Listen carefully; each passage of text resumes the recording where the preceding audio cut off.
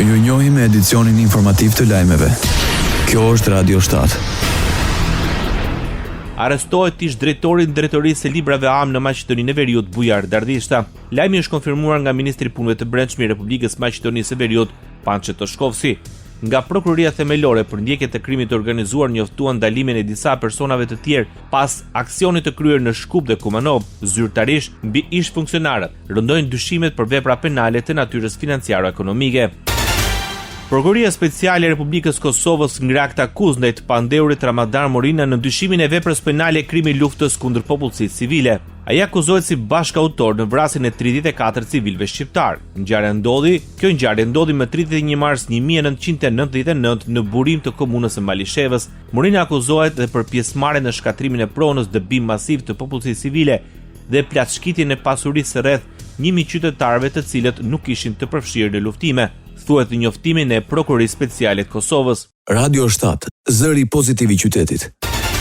Partia Socialiste premton zbatimin e procedurave ligjore për heqjen e mandatit të deputetes dhe zëvendës kryeministres Belinda Balluku.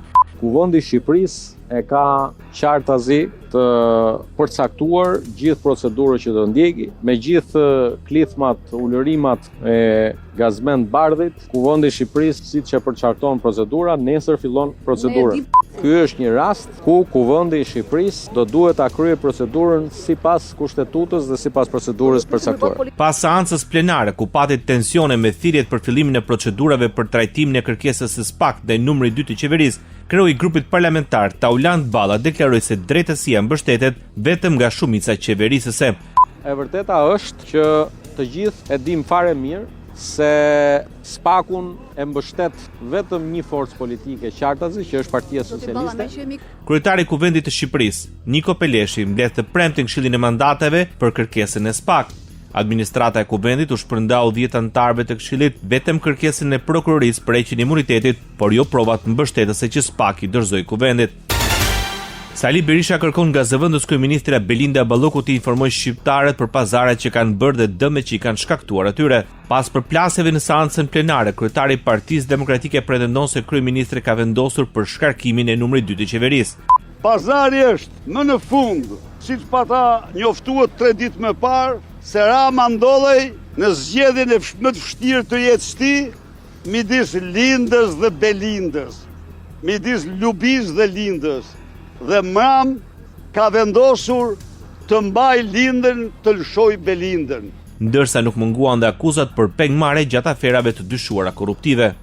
Motoja e tyre është fill dhe ik. Ergys Agasi është njeriu më intim i Edi Ramës, terrorist me 2 pengmarrje dhe jeton i qetë pas një lloj bilës me mbrojtje shtetërore. Bota. Komisionerja për zgjerim e Bashkimit Evropian Marta Kos deklaron në shkrimin e 3 marrëveshjeve operacionale bilaterale që forcojnë bashkëpunimin doganor midis administratave doganore të Shqipërisë, Moldavisë dhe Maqedonisë së Veriut me Greqinë, Bullgarinë dhe Italinë. Memorandumet synojnë të zvoglojnë kohën e pritjes në vendkalimit kufitare dhe të lehtësojnë lëvizjen e madrave. Memorandumet mundësojnë zbatimin e mëtejshëm dhe shtrirjen gjeografike të korridoreve të gjelbra duke kontribuar integrimin gradual të Ballkanit përndimor në tregun e vetëm të BE-s. Memorandumet janë pjesë e planit të rritjes së Moldavisë në Bashkimin Evropian dhe iniciativës të kushtive të gjelbra BE Ballkanit përndimor të udhëhequr nga Komuniteti i Transportit dhe Marrëveshja e Tregtisë së Lirë e Europës Qendrore. 3 marrëveshjet e reja ndërtohen mbi memorandumet dypalçe ekzistuese që tashmë janë në fuqi në kufi të tjerë nëpërmjet partnerëve në rajon. Në të njëjtën kohë, Bashkimi Evropian ka vendosur në dispozicion edhe 54 milion euro për të investuar në 11 pika kufitare prioritare duke siguruar një tranzit më të lehtë të madrave. Ndoqët lajmet shkurt në Radio 7, zëri pozitiv i qytetit.